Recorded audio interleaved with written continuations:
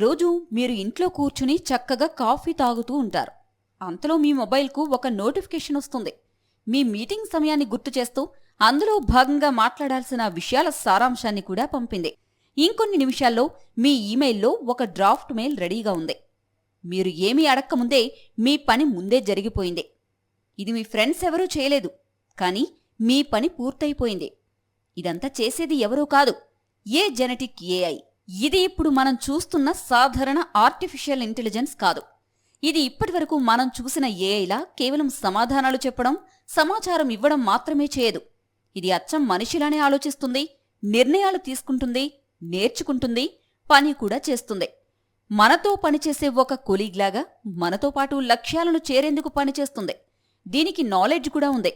ఇంకా చెప్పాలంటే ఏ genetic AI అంటే ఒక టార్గెట్ను ఇవ్వగానే దాన్ని సాధించేందుకు ఏం చేయాలో అదే ప్లాన్ చేసుకుంటుంది. ఆ ప్లాన్ ప్రకారం ఓ షెడ్యూల్ను తయారు చేస్తుంది.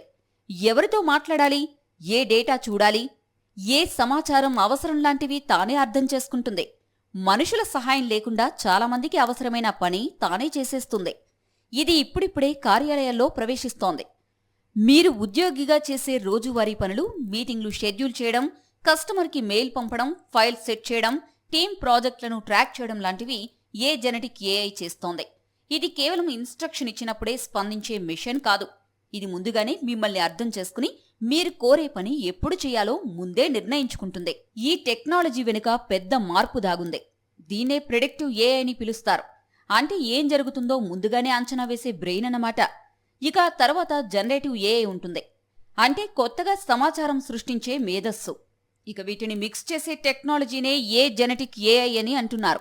అంటే సొంతంగా స్వతంత్రంగా పని చేయగలదని అర్థం.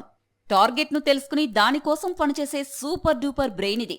ఇక్కడి వరకు బాగానే ఉన్నా భవిష్యత్తులో మన ఉద్యోగాలను దెబ్బకొట్టగలదు. చాలా పనులను మనుషుల కంటే వేగంగా, ఖచ్చితంగా, అలసట లేకుండా ఏ జెనెటిక్ ఏఐ చేస్తుంది. అందుకే టెక్నాలజీతో పాటు మనం కూడా అప్డేట్ అవ్వాల్సి ఉంటుంది. లేదంటే జాబ్ పోతుంది.